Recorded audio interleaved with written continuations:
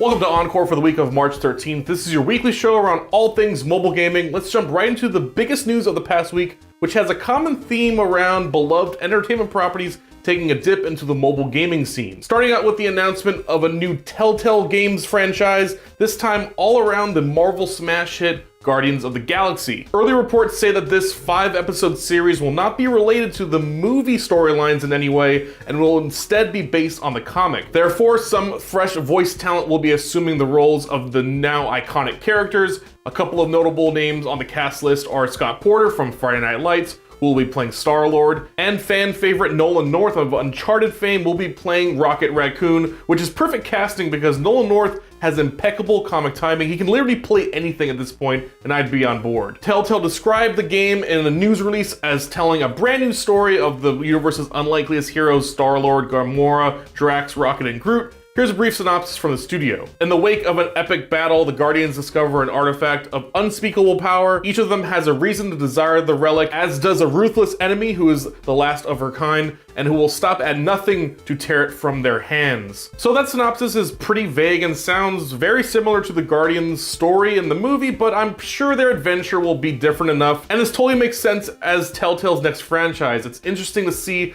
them both work with Marvel and DC with their Batman series as well.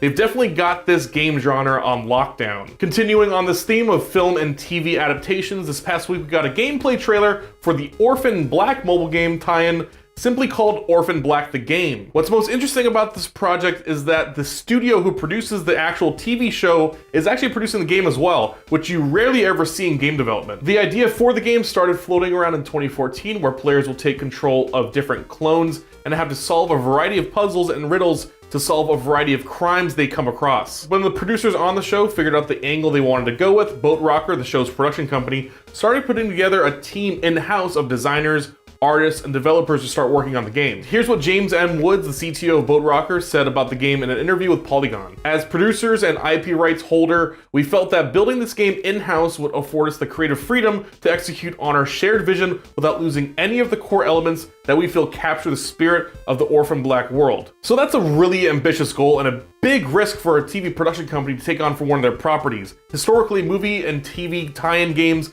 have been subpar experience due to the fact that the creative process gets dished out to a third-party company that hasn't had the intimate relationship with the subject matter that the creators do. I can only think of a handful of successful stories in that genre, the Spider-Man 2 game being one of them. That game was pure fun. It was just a great open world experience. And then you have the Batman Arkham series, which kind of counts, but also was created as a standalone franchise that didn't have any Hollywood big release tied to it. It'll be interesting to see if the Orphan Black game resonates with fans. The TV show already has an end date, so this might be the only game spin-off, and we'll hopefully see it let fans spend more time with the characters they've grown to love so much. And that's all the news we have for you in this week's edition of OnCore. Are you excited about a Guardians of the Galaxy Telltale series? What do you think about the Orphan Black tie-in game? Should tie-in games still exist? Let us know by tweeting at us. You can find us at CoreMobileNet, and make sure to check out all the great content on this Core app, gameplays, tips and tricks, streams from all of your favorite streamers. Be sure to check out all that great content, and we'll see you next time on Core.